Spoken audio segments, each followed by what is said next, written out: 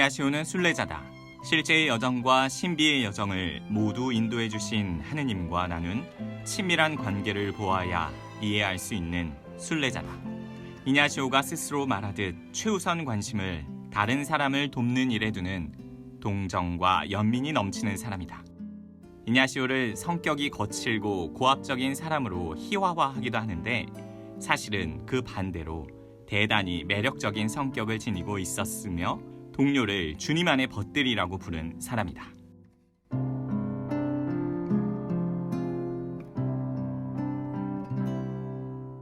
안녕하세요, 마지스 청년 여러분.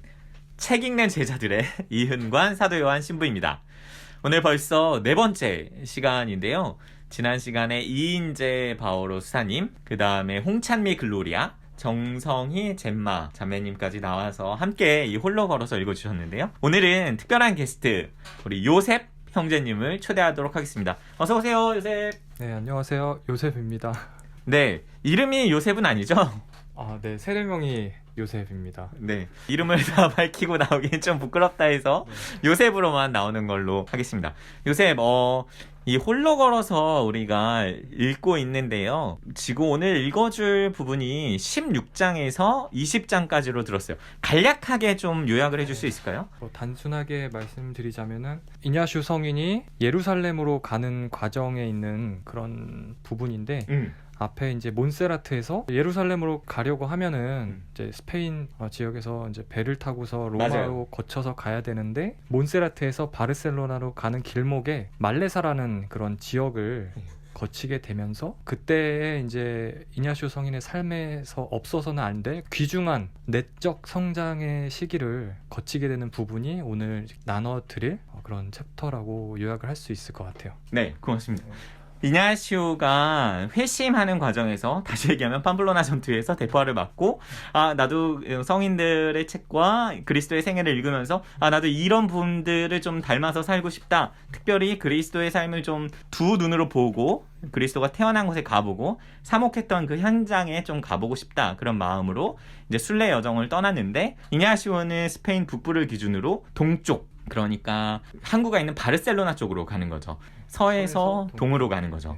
배를 타고 가야 되는 상황이니까 또 그 이스라엘에 가려면 로마 교황청의 허락도 받았어야 되는. 왜냐하면 그 당시에는 이슬람 세력이 지중해나 이런 곳을 완전히 장악하고 있었기 때문에 그 위험한 곳에 가기 위해서는 교황청의 허락이 좀 필요했다고 들었어요. 오늘 그 얘기를 좀 하나하나 해보도록 합시다. 바르셀로나로 도착하기 전에 그 중간 지점인 말레사라는 곳에서 이냐시오가 어떤 하느님 체험, 신비 체험을 한다는 것 같아요. 좋습니다. 그러면 가보도록 할까요?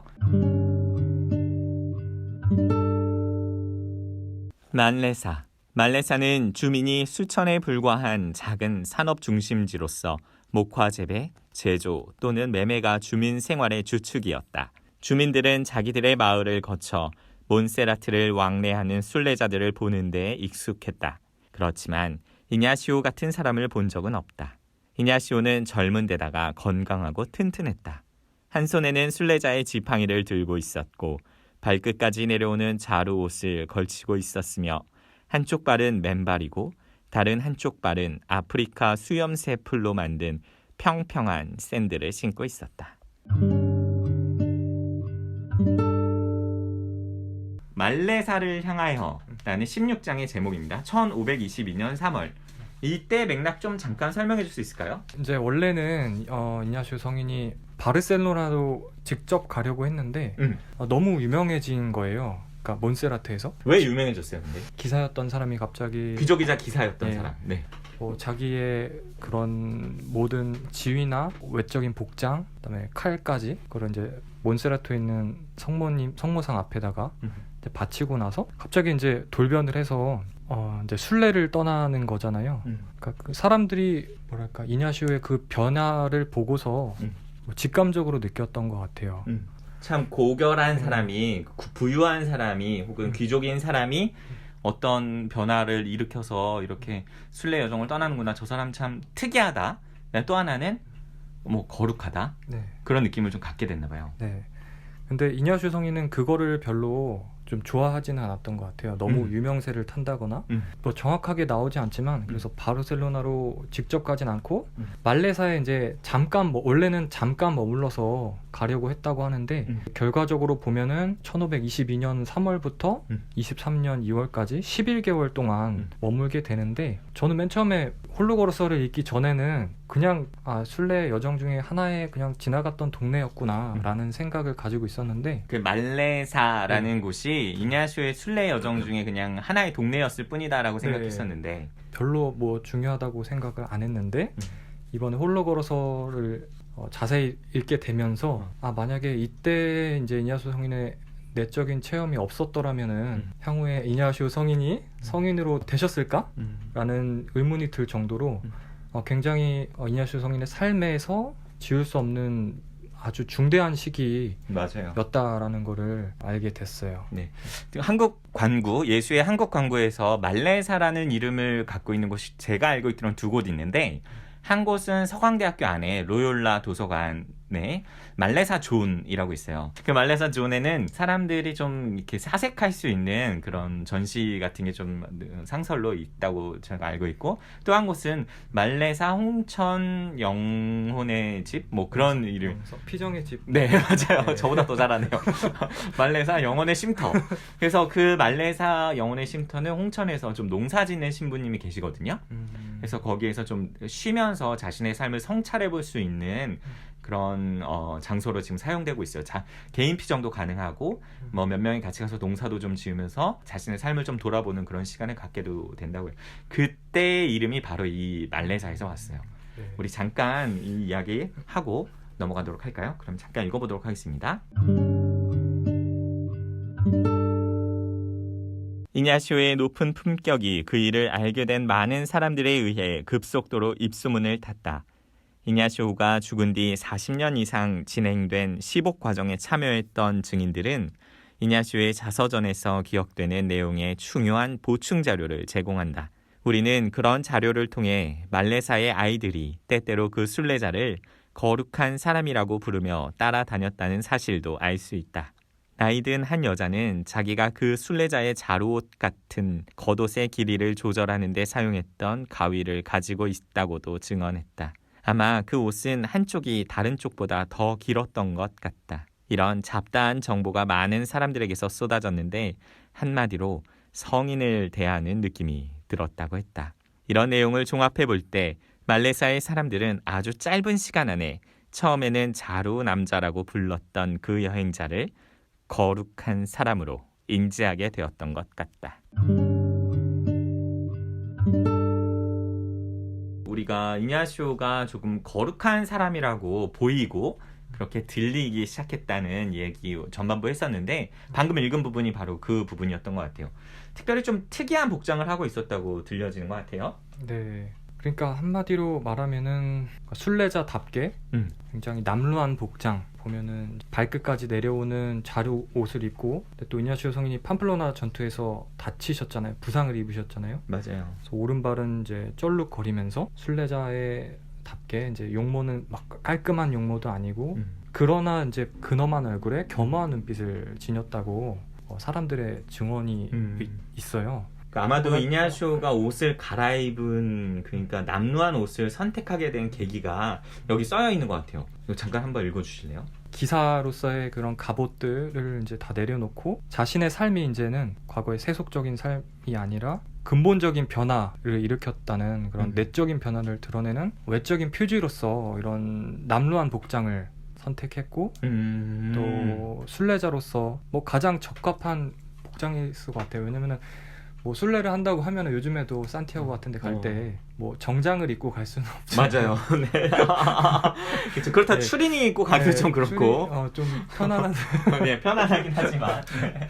좋습니다. 16장에 저도 지금 방금 읽어준 부분이 굉장히 인상적인데 자신의 내적 변화를 드러내는 표지, 외적인 표지로 옷을 갈아입었다. 이거 사실 수도자들이나 성직자들이나 네. 수녀님들이나 차기식, 착복식 이런 걸 하잖아요. 그래서 이제부터 나는 세속적인 삶에서 좀 벗어나서 청빈과 정결과 순명의 가치를 살아가겠다.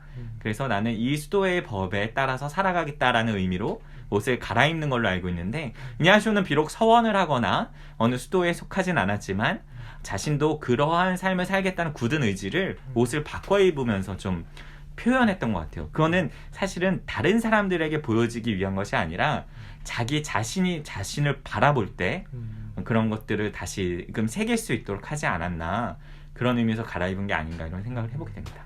좋습니다. 네. 16장 말레사에 이제 들어간 거죠. 그럼 17장으로 넘어가 보도록 합시다. 신비에 쌓인 사람. 이냐쇼는 새로운 삶을 시작할 때 인심 좋고 마음씨 고운 말레사의 노동자들을 알게 되었다. 그이는 별로 잠을 자지 않았는데 잠자지 않을 때는 항상 실내 바닥에서 묵상하고 기도하며 시간을 보냈다. 그이는 튼튼한 밧줄로 자루옷을 둘러감고 거기에다 크고 작은 여러 가지 매듭이 있는 끈을 대롱대롱 매달았다. 이런 옷차림에 사람들의 시선이 끌리기 시작했다. 그러나 정작 사람들을 매료시킨 것은 그이의 겸허한 눈빛과 자제심이었다. 또 진지한 그이의 이야기는 사람들에게 깊은 인상을 남겼다. 그야말로 호기심을 끄는 신비에 쌓인 참회자의 모습이었다. 네, 요셉 17장의 제목을 한번 읽어주실래요? 17장 존경과 비방입니다. 네. 17장의 내용 잠깐 가볍게 이야기 좀 해주실래요? 이제 여기서는 본격적으로 이냐쇼 성인이 어떻게 말레사에서 생활을 했었는지를 이제 구체적으로 좀 보여주는 그런 챕터예요. 어떤 움직임이 있었던 것 같아요. 내적인 움직임. 그래서 사람들이 볼 때도 좀 이 사람 좀 특이해 보인다? 혹은 그 이상한 의미가 아니고 남들과 좀 달라 보인다 라는 이미지를 줬던 게 여기 아까도 나왔지만 겸허한 눈빛 그리고 자제심이었다라고 표현되어 있는 것 같아요. 그게 어떤 걸 나타내는 걸까요? 그러니까 이냐슈가 이제 순례를 떠났는데 떠난 것에 대해서 정말 진정성 있게 임하고 있다.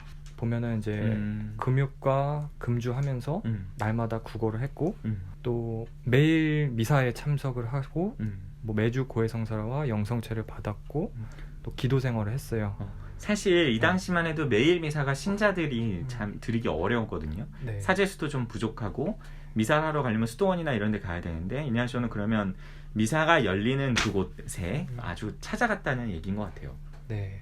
뭐 미사하기도 하고 또 이제 동굴 같은 곳에 들어가서 뭐 묵주기도 그다음에 성물도를 하시면서 그런 영성 생활을 기도 생활을 하셨고 또 이렇게 뭐 기도만 한 것이 아니라 병원들을 방문해서 환자들을 목욕을 시키고 봉사활동을 하셨다고 해요. 그 부분을 그럼 한번 읽어보고 가도록 합시다.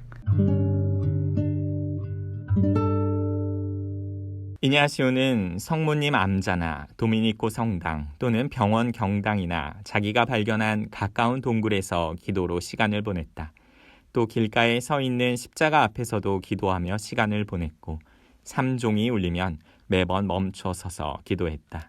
기도의 자료로는 염경기도는 물론 성물도서와 묵주를 이용했다. 병원을 방문하여 환자들을 목욕시켰으며 매 주일 고해성사를 받고 영성체를 하였다. 또 고행과 거친 모직 셔츠로 육신을 체벌하기도 하고 몸이 요구하는 것에는 전혀 관심을 쏟지 않았다.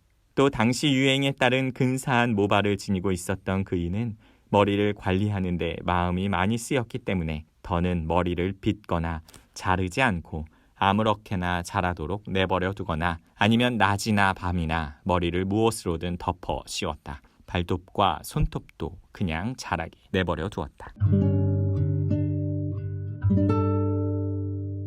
네, 요셉이 얘기해준 대로 이냐시오가 기도를 열심히 한 것도 사실인 것 같고 기록된 데 봐야하면 근데 독특한 부분은 활동도 했어요. 네. 그러니까 환자들을 목욕시키는 일, 달리 얘기하면 구호소에 가서 몸이 종기가 나거나 전염병에 걸려 있거나 혹은 몸이 아픈 이들, 거동이 불편한 이들, 죽어가는 이들을 좀 돕는 일을 기도만 한 게 아니에요. 그죠? 이렇게 해서 낮에는 그런 일을 하고 밤엔 또 돌아와서 기도하고 낮에는 또 활동하고 이거 굉장히 독특한 역동이네요. 그죠? 그렇죠. 이제 사실 지금 매일 미사를 간다거나 기도를 한다거나 직업이 있거나 직장이 있거나 하는 사람들이 요셉처럼 하기는 힘든 거잖아요. 네. 근데 이제 이런 기도 생활과 더불어서 남을 위해서 봉사를 했다는 거, 음. 어떻게 보면은 그런 영성 생활이 개인적인 차원에서만이 머문 것이 아니라 남을 위해서 향하고 있다는 것도 좀 눈여겨 볼 만한 대목인 것 같아요. 저도 같은 생각인데 이제 많은 현대 수도회들은 기도와 사도직의 통합, 그러니까 기도만 하는 것이 아니라 이것이 이웃에 대한 사랑의 실천으로 넘어가야 된다라는 얘기를 많이 하고 있거든요. 실제로 우리가 세례 받을 때도 같은 의미로 세례를 받아요. 요셉은 유아 세례를 받았죠. 네, 모태신앙. 그래서 기억할 수 없겠지만 네. 사실은 우리가 세례 받을 때 왕직, 예언직, 그 다음에 하나 뭐죠? 사제직. 사제직 맞아요. 고맙습니다. 나 사제인데 왕직, 예언직, 사제직을 봤는데 평신도에게 그럼 사제직은 뭐냐? 그런 질문들이 있어요. 평신도의 사제직은 지금 이냐수가 잘 보여주고 있는데 자신의 일상 삶을 하느님께 봉헌하는 거예요. 그러니까 내가 회사에서 일을 하고 있다면 그 회사에서 일하는 걸 하느님께 봉헌하면서 일을 하는 거죠. 그러다 보면은 나쁜 일을 할 수가 없어요. 그 일 자체가 거룩해지는 거예요. 그 미사, 그러니까 그건 미사가 아니지만 미사처럼 이 하루의 삶을 하느님께 이 사도직인 것처럼 이걸 봉헌하니까 내가 하고 있는 그 일이 거룩해질 수 있다라고 우리는 이제 현대에서는 그렇게 해석을 하죠.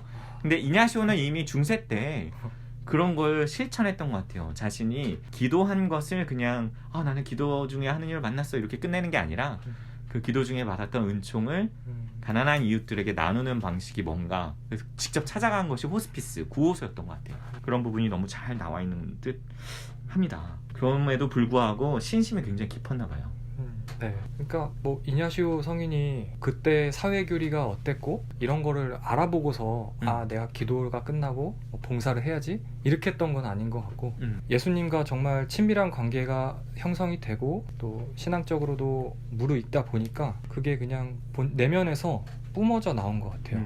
그것이 이제 행동으로 이어졌고요. 사랑의 실천을 어떤 방향식으로 해야 되는지 구체적인 지침은 아마 없었을 테지만 이냐시오는 실천적으로 기도의 응답으로 본능적으로 그렇게 하셨을 것 같아요. 맞아요. 본능적으로 하셨죠. 근데 사실 그 본능에 따르다가 이냐시오가 이렇게만 해서는 안 되라구나 그걸 깨달아요. 다음 장면 잠깐 읽어보고 그 얘기 또 마저 하도록 할게요. 좋지 않은 건강. 이렇게 지나친 고행으로 힘들게 터득하게 된 교훈의 흔적이 훗날 환자들을 대하는 친절에서 또 젊은 예수의 학생들의 건강에 기울인 관심에서 나타나게 된다. 그리하여 당시 그이는 몸이 건강해야 하느님을 섬기는 일을 더 많이 할 수 있다고 했다. 물론 이러한 생각을 하게 된 것은 모든 사물을 다른 관점에서 보았던 더 연륜이 쌓인 삶의 시기에 이르러서였다. 순례자 이냐시오는 다른 사람들이 주는 것을 먹었고 줄 때 먹었으며 또 주는 곳에서 먹었다. 식사 초대를 받으면 별로 말을 하지 않았고 자신이 누구인지 알고 싶은 호기심에서 하는 질문은 재치 있게 비켜갔다. 그이는 죄인이었다. 그게 다였다. 그이는 천성적으로 다혈질인 자신의 기질을 억누르며 애써 침착하게 질문에 답해 주었고 거리에서 아이들과 이야기하였으며 순례자들의 어려움에 관심을 가졌던 사람들과 대화하였고 솔직한 얘기를 들려주기를 바랐던 노인들과 이야기를 나누었다. 이냐시오의 메시지는 간단했다. 죄짓지 말고 양심을 성찰하며 더 나아지려고 노력하라는 것과 매주일 고해성사를 받고 영성체를 하면 좋다는 것이 다였다. 네, 요새 이냐시오가 거룩한 생활을 지향하면서 선택했던 방식이 지금까지는 고행에 가까운 것 같아요. 기도 시간을 굉장히 늘리고 기도도 굉장히 거룩한 자세, 무릎을 꿇거나 아주 불편한 자세, 그리고 고행띠를 하거나 자기 자신에게 좀 과하다 싶을 정도로 건강을 돌보지 않는 방법이었던 것 같은데 방금 읽은 부분은 조금 다른 맥락인 것 같아요. 네, 여기는 이제 아이들이나 노인들, 그다음에 특히 이제 여성들과 이야기를 하면서 일상적인 그런 이야기라기보다는 영적인 이야기죠. 하느님에 관한 이야기. 네, 영적인 대화라고 하는 것들을 했는데 그 메시지가 되게 간단했다고 합니다. 죄를 짓지 말고 양심 성찰하고 더 진보하려고 노력할 것, 매주 고해성사를 받고 영성치를 하면은 좋다라는 게 전부였다 합니다. 이냐시오가 하느님에 관한 이야기, 영적 담화를 하는 걸 좋아했는데 그런 무슨 내용을 이야기했을까라는 게 방금 읽은 부분 후반부에 나오는 거고, 전반부에서는 이냐시오가 열심히 기도했잖아요. 네. 하루에 5시간씩 막 무릎 꿇고 육신에 체벌을 가하기도 하고 뭐 거친 옷을 입고 그랬는데, 그러면서 몸이 안 좋아졌던 얘기가 전반부에 잠깐 나오는 것 같아요. 네. 본인은 비록 그렇게 했지만 이걸 통해서 뭔가 배운 것 같아요. 뭘 배웠을까요, 이냐시오가? 몸이 건강해야지 하느님을 더 잘 섬길 수 있다. 일을 더 많이 할 수 있다. 맞습니다. 하는 거죠. 예. 저 이거 되게 위로가 되는 얘기였어요. 그러니까 하느님을 따르려면 굉장히 어려운 길을 계속 선택해야 될 것 같은데, 네.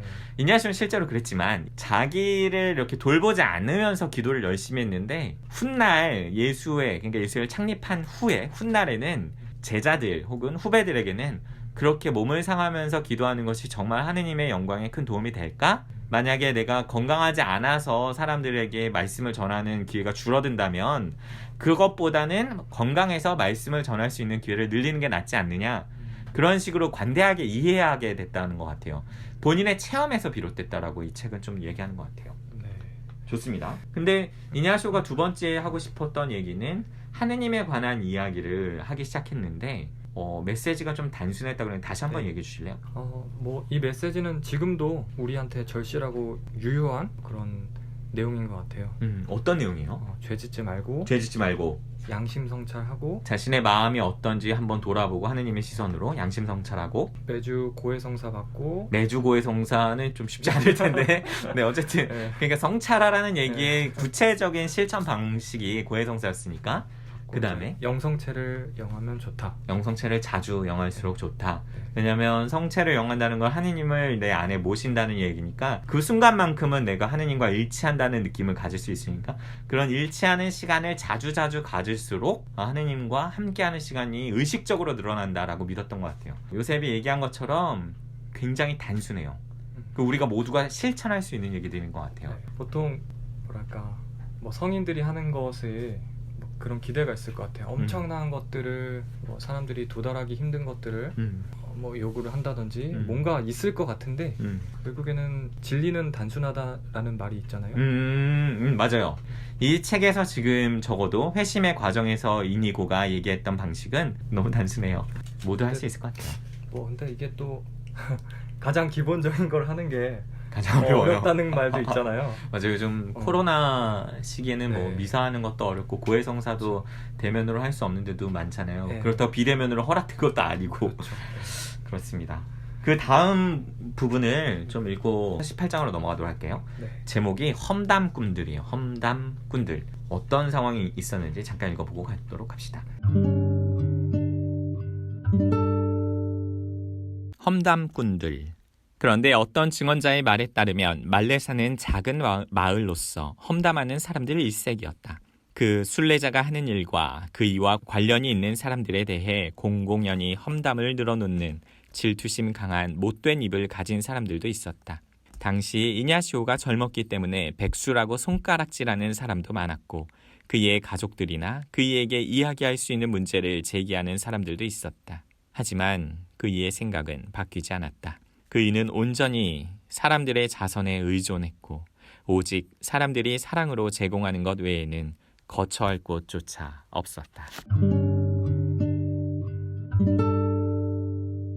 이냐시오가 좀 사람들로부터 오해받고 손가락질받고 모욕당했다는 얘기인 것 같아요. 남들이 보기에는 일정한 직업도 없이 그냥 떠돌아다니면서 그 내용은 들어보지도 않고 그냥 뭐 농담 따먹기를 하는 건가?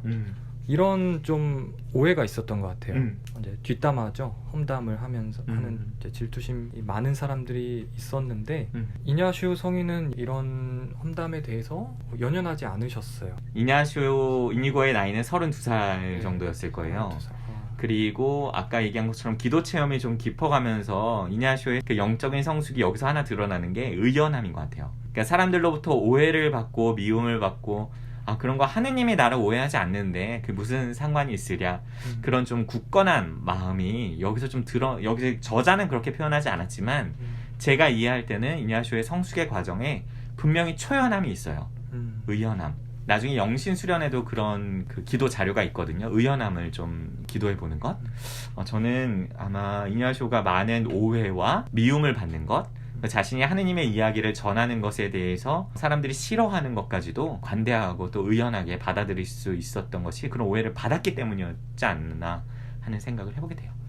요셉, 네. 18장으로 넘어가도록 할까요? 네. 기쁨에서 혼돈으로.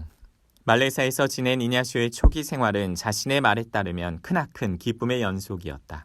그런데 그 후 혼란스러운 생각이 슬며시 파고들었다. 마치 누가 자기의 영혼 깊은 곳에서 이렇게 말하는 것 같았다. 아니, 아직 70여 년을 더 살아야 할 텐데 어떻게 이렇게 살 수 있겠느냐.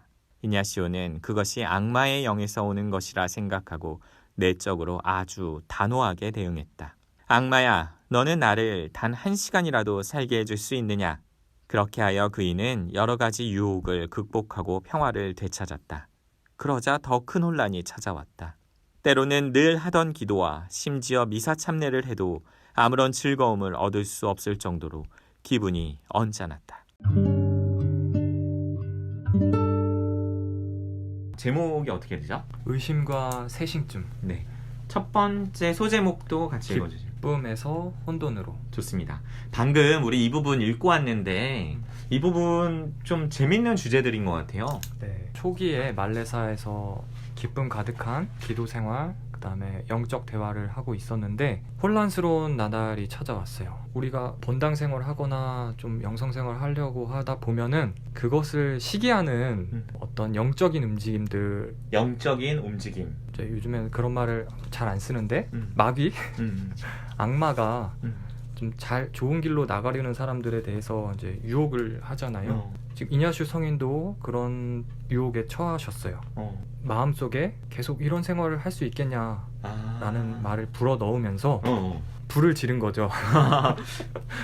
제가 이해할 때 이 부분 이렇게 얘기하고 싶어요. 어떤 감정의 기복이 생기는 거예요. 그러니까 영적인 식별, 영적인 것의 구분의 대상은 물론 마귀가 우리 눈앞에 그냥 이렇게 사탄이 이렇게 뿔 달린 채로 나오면 곡성 영화에 나오는 와타시와 아쿠마 데스 뭐 이런 식. 죄송합니다. 이거 곡성 안 보신 분들에게 죄송하고요.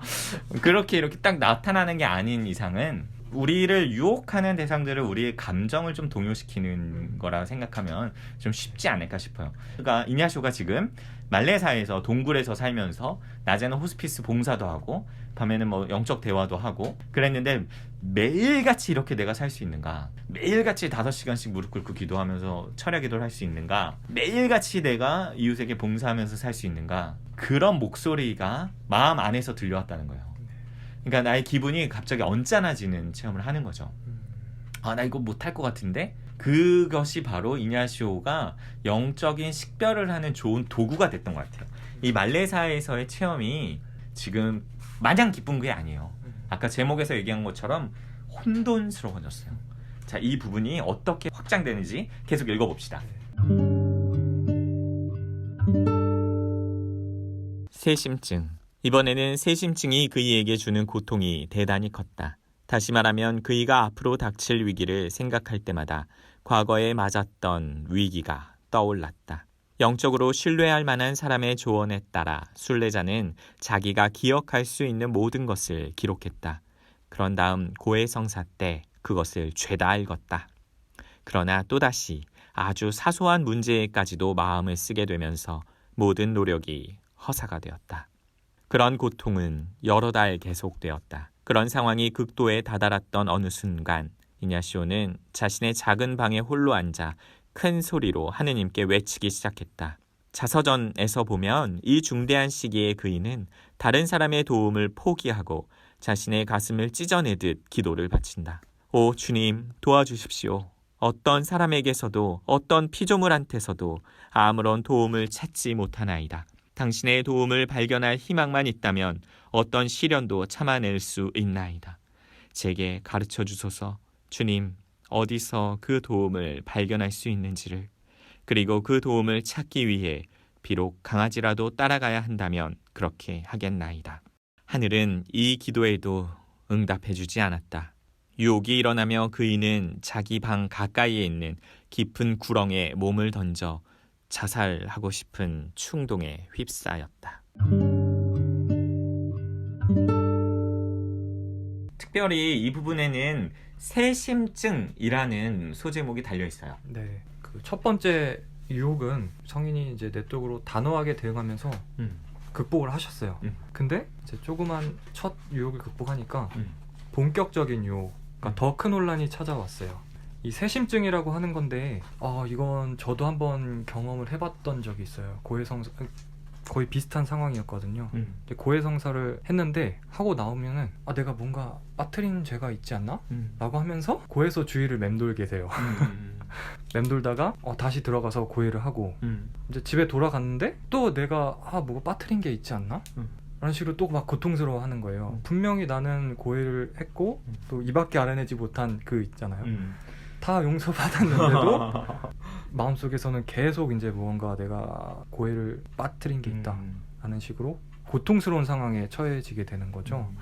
그래서 성인도 지금 이런 세심증에 빠지셔서 영적인 실망 상태, 그러니까 미사를 참례를 해도 이전에는 굉장히 즐겁고 기뻤는데 지금은 그런 기쁨이 없어지고 다시 또 기쁨이 찾아왔다가도 곧 슬프고 황량한 느낌이 생기고 이런 식으로 영적으로 고통스러웠던 상황에 처해지게 된 거죠. 당연히 이제 하느님께 도움을 청하셨죠. 그런데도 응답은 오지 않았고 그러니까 이런 상황이 얼마나 심각했는지를 볼 수 있는 게 자살 충동이라는 거예요.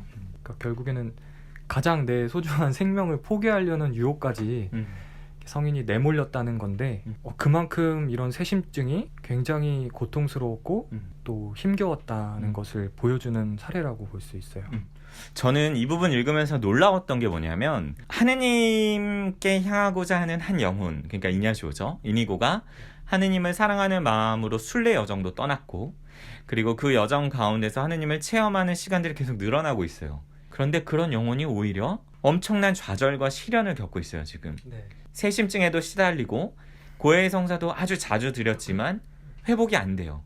그리고 기분은 조금씩 계속 업다운이 있고 심지어는 죽고 싶다라는 생각이 들 정도까지. 그랬는데 이 이냐시오의 고백에 따르면 하느님으로부터 응답이 없었다 해요. 너무 마음이 아파요. 저는 이런 영혼들을 정말 주변에서 많이 보는 것 같아요. 이냐시오는 이 상황을 어떻게 해결해 나갔을까? 저는 그 다음 부분이 되게 궁금해지기도 하고 한편으로는 많은 이들이 좀 공감이 될 것 같아요. 이분이 그런데 나중에 성인이 됐다는 거는 이분 지금 이 걸어오는 길이 모든 게 거룩해서가 아니에요. 어마어마한 시련과 이 시행착오들을 혼자 하는 게 아니라 하느님과 함께 하고 있기 때문에 지금 이런 어려움도 오는 것 같거든요. 저는 그게 역설적으로 위로가 되는 과정이지 않을까 싶어요. 우리 그 다음 부분 좀 읽어보고 계속 해 나가도록 합시다. 해방. 이냐시오가 자신의 삶의 고삐는 자기 손 안에 있지 않으며 자기 자신을 신뢰할 수 없다고 깨달은 것은 바로 그 순간이었다. 기대하고 바라던 변화가 그때 예기치 않게 일어났던 것이다. 마치 악몽에서 깨어난 것 같았다. 흔히 심리학자들이 말하는 결단할 시간과 유사한 순간이었다. 로열라에서 여러 가지 영을 체험하며 습득한 내용을 상기하는 순간 자신의 눈에 엉켜있는 매듭이 보였고 수수께끼의 열쇠가 보였던 것이다. 그러자 모든 것이 분명해졌다. 그이는 다시 온전한 정신과 안정을 되찾았다. 과거의 죄는 더는 고백하지 않겠다고 단단히 결심하였다. 이렇게 결심하자 세심증은 곧 사라졌다. 그이는 하느님의 자비가 자기를 자유롭게 했다는 것을 확고히 믿었다. 첫 부분이 너무 마음에 드는 대사인데 첫 부분에 이렇게 써 있어요. 이냐시오가 자신의 삶의 고삐는 자기 손에 있지 않으며 자기 자신을 신뢰할 수 없다고 깨달은 것이 바로 그 순간이었다. 그때부터 변화가 일어난다 해요. 달리 얘기하면 우리가 인생의 주인공이라고 생각하잖아요. 나의 삶은 나의 것이다. 맞는 말이에요. 그런데 한 명의 주인공이 더 있어요. 이 삶을 허락해 주신 하느님이거든요. 이냐시오가 그것을 깨닫기 시작했다라는 말인 것 같아요.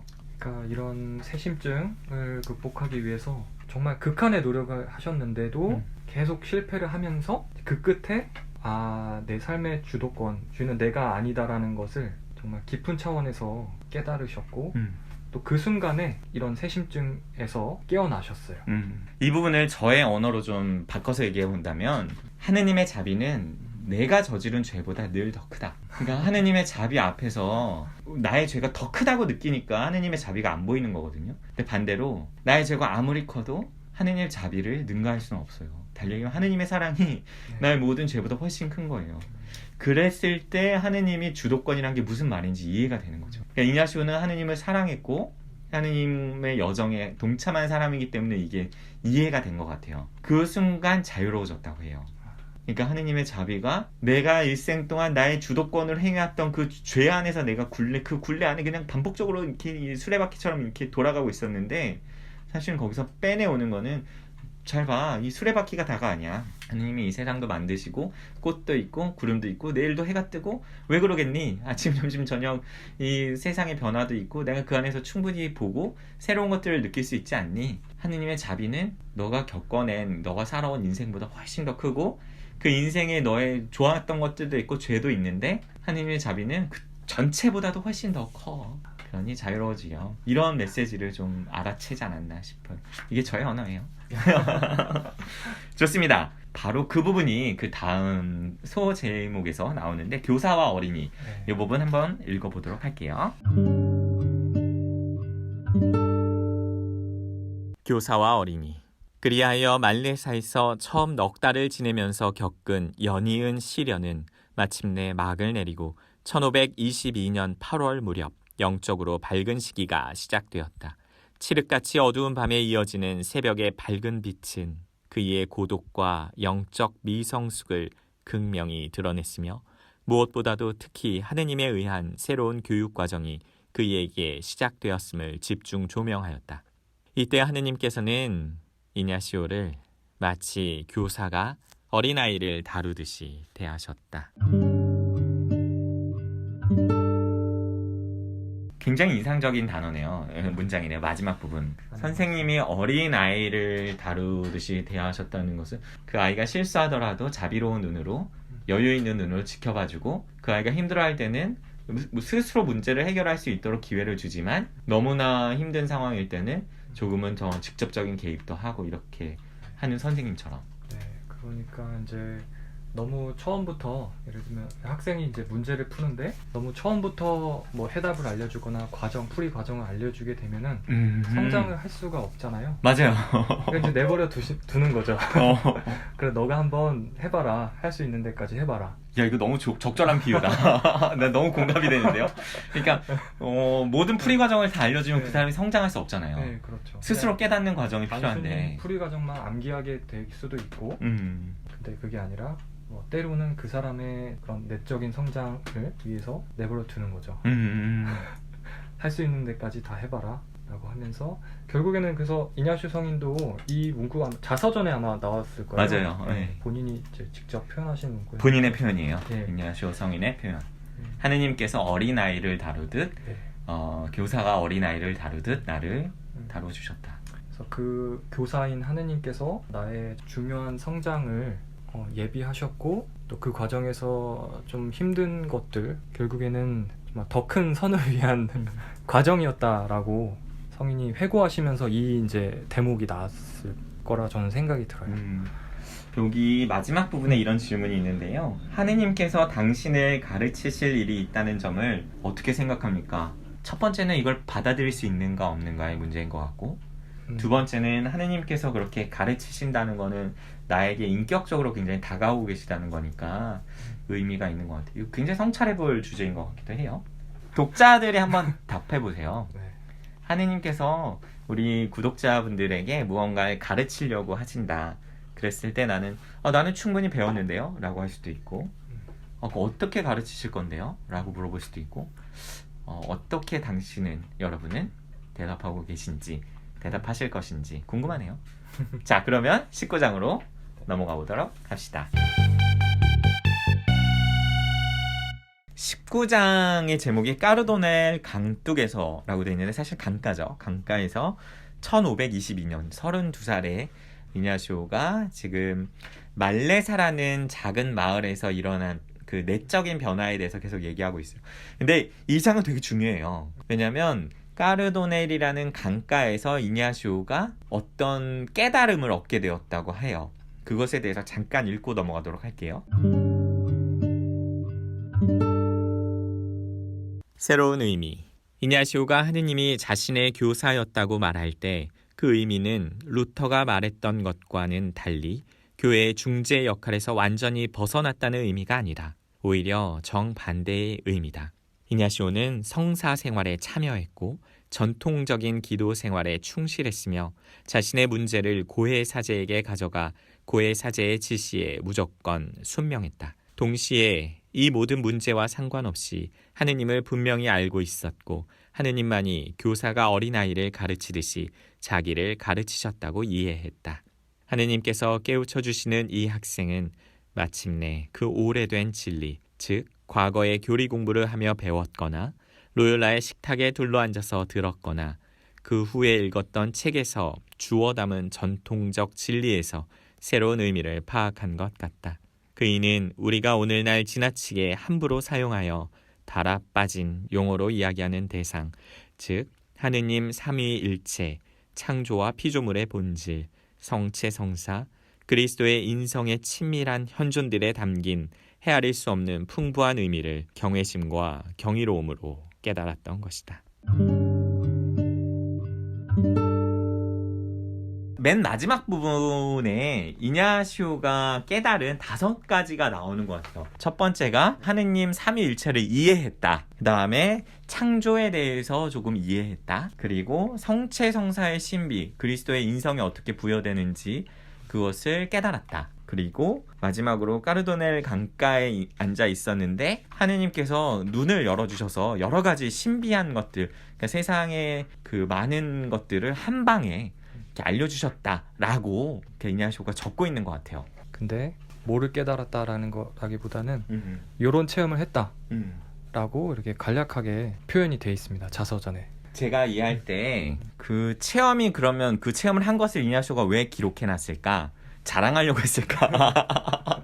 그렇진 않았을 것 같아요. 이거 요셉은 보면서 어떤 생각이 들었어요? 그러니까 이냐시오 성인도 표현을 해보고 싶었을 것 같아요. 맞아요. 근데 그럼에도 우리 인간의 언어로 담을 수 없는 그런 언어를 초월하는 체험을 했기 때문에 미처 다 표현을 못 하셨다라는 생각이 들고요. 그래요. 미처 다 표현할 수 없는 거 우리가 표현할 수는 없을 텐데 말을 잊지 못하네. 제가 이 챕터를 읽으면서 특별히 5가지를 이냐시오가 기록해놨거든요. 이러이러한 체험을 했다. 그것을 왜 얘기했냐면 자신이 왜 이런 삶을 살고 있는지를 설명하려 한 것 같아요. 그러니까 이냐시오가 왜 이런 수도 생활과 같은 그러니까 하느님이 나에게 이런 선물을 주셨기에 내가 거기에 응답하느라고 이렇게 살고 있는데 사람들이 당신 왜 이렇게 살아요? 왜 거적대기를 걸쳐 쓰고 순례를 하고 사람들을 돕고 있습니까? 그랬더니 이냐시오가 그에 대한 대답을 하기 위해서 이것을 기록해 놓은 것 같아요. 내가 하느님을 압니다. 내가 만난 하느님이 나에게 이런 선물들을 주셨고 그 피조물을 얼마나 사랑하는지 알고 하느님이 삼위일체 안에 이 인간들을 서로 통교하는 그 사랑이 인간들 안에 어떻게 주어지는지 알고 그 인간을 너무나 사랑하는 하느님이 어떻게 인성으로 성체성사에 드러내시는지 내가 알기 때문에 가만히 있을 수가 없습니다.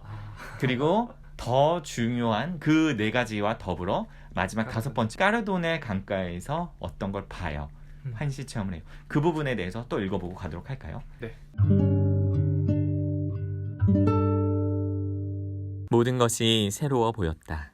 그의 가장 중요한 체험은 까르도네르 강둑에서 일어났다. 한 번은 열의에 찬 마음으로 말레사에서 1마일 정도 떨어진 교회를 향해 가고 있었다. 그 길은 강에 닿아 있는 길이었다.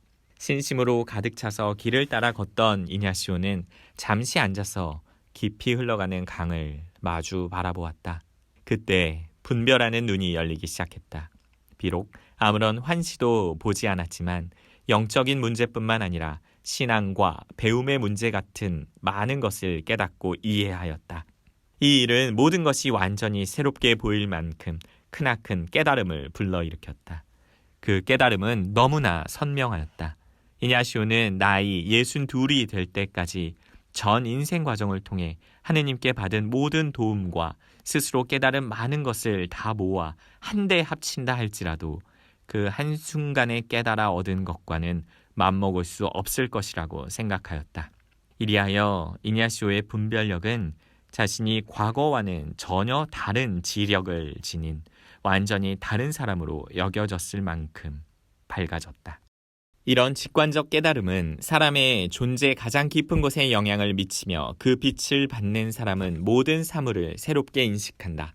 그 사람은 내면 깊은 곳에서 우주와 친교를 나누며 또 자신의 존재 밖에 있으나 자기가 어려울 때마다 자기에게 현존하는 절대자와 친교를 나눈다. 이냐시오의 눈에 모든 것이 완전히 새롭게 보였고 자신이 다른 사람이 되었다는 느낌이 들었다.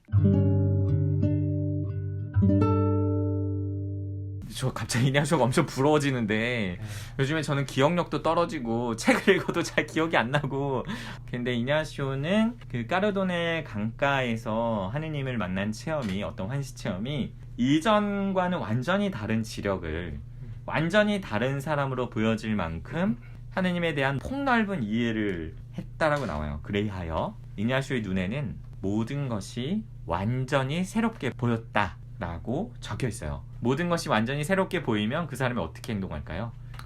기존과는 새로운 시각으로 보게 되겠죠. 그러니 완전히 다른 사람이 되는 거죠. 네. 그러니까 까르도넬 강가 1522년 이때 전과 후의 이냐시오는 완전히 다른 것 같아요. 그러니까 회심의 과정 중에 있었다면 지금 회심의 은총 안에서 앞으로는 살아가게 되는 것 같지 않나? 이런 생각을 해봐요. 읽으면서 좀 어떤 느낌이 들었어요, 요셉은? 그러니까 보통은 우리가 일상생활을 살아갈 때 필요한 거는 지식들이 많아야지 어려운 시험에도 붙을 수 있고 맞아요. 또 직장에서도 뭐 승진을 뭐 할 수가 있고 한데 이냐시오는 그런 지식적인 차원의 깨달음은 아니었고 지혜의 영역에서 하느님께서 분별하는 눈을 허락해 주셨다는 생각이 들어요. 저 지금 굉장히 그 마음이 좀 울렸는데 지식이 아닌 지혜를 주시지 않았나. 네. 그래서 분별력이 있어지지 않았나. 네. 그래서 무엇이 중요한디 중요한 것과 중요하지 않은 것, 의미가 있는 것과 그렇지 않은 것, 아주 뭐 본질적인 것과 그렇지 않은 것에 대한 내적 인식이 시작되지 않았나. 그러니까 선택하는 하나하나가 사랑에 기반한 것 같아요. 이냐시오에게는 하느님의 사랑, 하느님이 우리를 다루고 계신 그 사랑이 중요했던 것 같고 또한 그걸 실천하는 것, 그렇다면 우리도 그 사랑을 어떻게 실천할까, 그게 중요했던 것 같아요. 저는 이냐시오가 완전히 새로운 사람, 달리 얘기하면 사랑하는 사람으로 변했다고 이 챕터를 읽으면서 느꼈어요. 그리고 마지막 부분 계속 읽어보도록 할까요? 이 부분은 이제 나누어야 할 선물, 방금 우리가 한 얘기와 비슷한 맥락일 것 같은데 읽고 가도록 하죠. 이냐시오는 자신의 주체와 객체가 더욱더 혼연일체가 되어 자신이 다른 사람들에게 다른 방식으로 더 자유롭게 개방됨을 느꼈다. 이냐시오는 자신의 지나친 행동 방식을 포기하고 머리를 다듬고 손톱과 발톱을 깎는다. 그리고 카르투지오 수도자가 되려는 생각을 접는다. 왜냐하면 그렇게 함으로써 다른 사람들의 영혼에 좋은 영향을 줄 수 있다는 것을 알게 되었기 때문이다. 이냐시오는 자기가 깨달은 것을 다른 사람들에게 나눠주기를 원했다. 그 운둔자를 사도로 변화시키는 특별한 변화가 일어난 것이다. 이냐시오는 그 거대한 소명이 드물게 부여되는 특권이 아니며 그 소명에 귀 기울이지 못하게 방해하는 장애물도 특이한 것이 아니라고 생각했다. 그이는 말레사 시절 이후 자기가 이미 여행한 그 길을 따라 다른 사람들을 안내하기 시작했다. 그 길은 영신수련의 표현에 따르면 어떤 결정도 어떤 것에 과도히 집착하여 내리는 일이 없도록 자아를 극복하고 삶을 규제하는 길이다. 이냐시오가 구체적인 어떤 행동의 선택들이 좀 주어지는 것 같아요. 그 선택에서 무엇을 할지 결정하는 그런 사건들이 좀 있는 것 같은데 하나의 예가 좀 나와 있네요. 네, 물론 이제 이냐시오 성인이 순례자의 길을 걸으면서 하느님을 위해서 살고자 여정을 시작을 했었는데 그 안에서 또 다른 중요한 변화가 생겼다고 볼 수가 있어요. 또 다른 중요한 변화.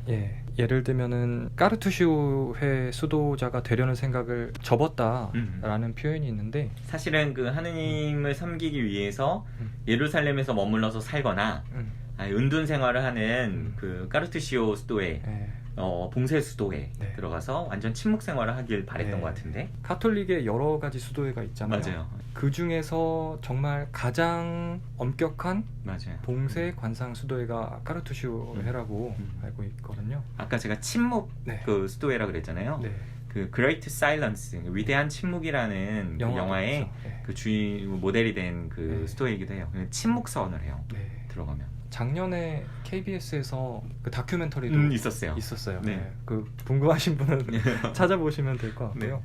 그래서 이런 봉쇄 수도회자가 되려는 생각이 완전히 뒤바뀌어서 현실 세계에서 다른 영혼들을 위한 방향으로 급변화가 일어났다는 거죠.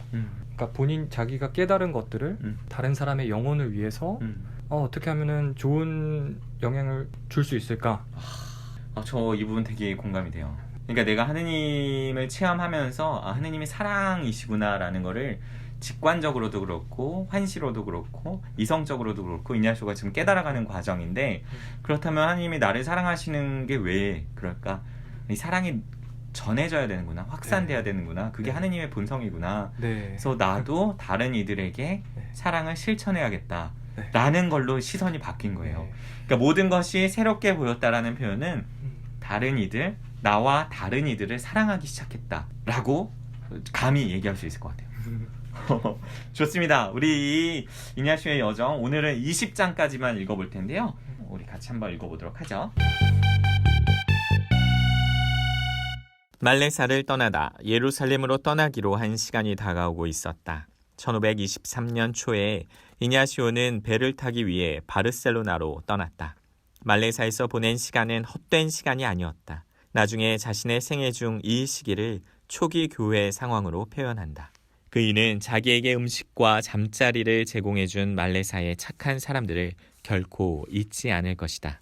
이냐시오가 바르셀로나에 머무른 주요 목적은 로마로 가는 배의 승선을 예약하는 것이었다. 그 일은 그다지 어렵지 않았다. 그런데 더 원하는 것이 있었다. 온전히 자유롭게 혼자 하는 여행이었다. 그이는 모든 인간적인 안전장치를 배제하고 오로지 하느님의 섭리에 의존하여 그 모험적 여행을 하기를 원했다. 순례자 이냐시오는 출항하는 배를 기다리는 동안 영적인 사람들을 찾았다. 그이가 그렇게 부른 사람들은 그의 내면 상태를 이해할 수 있는 사람들이었다. 그러나 오직 한 사람만이 눈에 들었다. 그 사람은 이름 모를 나이든 말레사 여자였는데 그 여자는 예수님이 이냐쇼에게 나타나시게 해달라고 하느님께 청했다. 그 여자는 나이가 많은 여자로서 하느님의 종으로 오랫동안 지냈으며 가톨릭 신자인 임금이 조언을 구하기 위해 불러들였을 만큼 스페인 곳곳에 널리 알려진 사람이었다. 이냐쇼는 그 여자가 영적 생활에 아주 정통해 보인 유일한 사람이었다는 말을 했다. 그이는 시간이 흐름에 따라 더욱더 성숙해지면서 덜 의존적으로 변해갔으며 점점 더 많은 시간을 혼자 보내게 되었다. 바르셀로나를 떠난 후 영적인 사람들을 찾고자 하는 열망 같은 것은 영원히 버렸다. 20장의 제목은 바르셀로나 1523년인데 사실 이 장에서는 별로 할 이야기가 없어요. 요약하면 바르셀로나로 떠났다라는 정도거든요. 말레사에서 이제 바르셀로나로 가는 것은 배를 타려고 로마로 가려고 한 것 같아요. 그래서 교황님의 그 여행 허가서를 얻으려고 이제 가는 거죠. 그래야 또 거기서 이제 성지순례를 갈 수 있는 통행권이 얻어지니까. 그래요. 요셉 어떻게 이 장 어떻게 읽었는지 간단하게.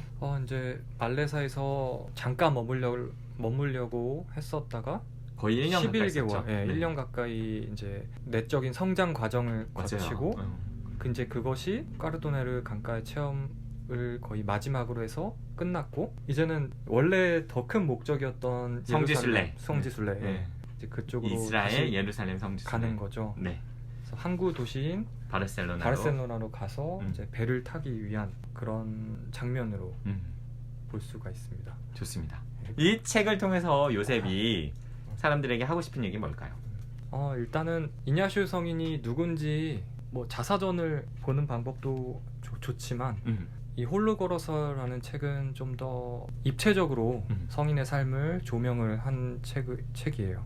특별히 요셉에게 인상적인 포인트는 뭐예요? 저는 이 책에서 좀 더 끌렸던 게 이냐시오 성인이 이제 순례자의 삶을 평생을 살았고 또 본인도 그렇게 불리기를 원했다고 제가 알고 있는데 뭐 청년들을 뭐 비롯한 모든 사람들 우리 신앙인들 뭐 어딜 가나 안정적인 시대 상황도 아니고 굉장히 불안한 상황 속에서 맞아요. 살고 있고 앞을 한치 좀 명확하게 알 수도 없는 그런 혼돈의 시대에 살고 있는데 성인의 삶은 순례자였는데 그 순례자로서 성인이 어떻게 살았는지를 보면서 좀 위안을 얻을 수 있었던 것 같아요. 그러니까 정말 순례자는 나약하고 의지할 곳 없고 사람들의 비방을 또 얻게 되고 또 오해도 사서 나중에 감옥에도 이제 갇히게 되잖아요. 근데 좀 더 매력적으로 느껴지는 건 뭐냐면은 자신의 힘만으로 의지를 할 것이 다 떨어지게 되면은 결국에는 이제 찾는 거는 하느님밖에 없거든요. 그래서 저도 제가 좀 나태하게 살다가 보면은 내가 너무 편안한 삶을 살고 있다 라는 생각이 들면은 결국에는 편안한 삶을 살고 있다는 게 내 힘으로도 하느님 없어도 내 힘으로 문제 해결을 할 수 있다라는 유혹인 것 같거든요. 근데 이제 성인의 순례자의 삶을 다시 이렇게 돌아보면서 편한 상황이더라도 하느님을 잊지 말고 살아야겠다라는 그런 나 자신을 돌아볼 수 있는 그런 좋은 읽을거리가 될 수 있는 것 같고 한편으로는 아까 말씀드렸다시피 위안을 얻을 수 있는 것 같아요. 나중에 결국에는 성인까지 되면서 교회의 인정을 받으시는 이냐시오 성인이지만 그 과정 속에 처음 시작부터 순탄치는 않았었던 거거든요. 그럼에도 불구하고 남 탓을 하지 않고 뭐 교회의 그런 자기를 박해하는 성직자들을 탓하지 않고 정말 하느님만 바라보면서 이런 어려움들을 다 이겨내셨던 것 같아요. 고맙습니다. 요새 좀 느꼈던 거는 비슷한 상황이라는 거예요. 이냐시오가 한 치 앞도 내다볼 수 없는 그 순례의 여정이 지금 우리 청년들이 겪고 있는 것과 비슷한 맥락이 있고 그럼에도 불구하고 우리가 같은 부분이 있어요. 우리가 의지할 곳은 이냐시오나 지금의 청년들이나 똑같지 않을까 싶어요. 이냐시오도 하느님께 전적으로 의탁하고 무일푼으로 순례 여정을 떠나고 그 과정에 모욕도 당하고 고통도 겪고 고초도 겪지만 하느님의 주도권을 허락해가는 과정이었던 것 그건 우리 청년들에게도 여전히 유효하지 않을까. 꼭 수도자가 이냐시오 지금 수도자 아니거든요. 아직 평신도예요. 그런 맥락에서 주도권을 놓게 될 때 자유로워지는 게 있어요. 우리 그 여정은 다음 시간에 계속 더 이야기해 보도록 합시다. 오늘 함께 해준 요셉 고맙습니다. 여러분 다음 시간에는 우리 안젤라가 복귀할 예정이니까요. 안젤라와 함께하는 책 읽는 제자들 기대해 주세요. 여러분 안녕.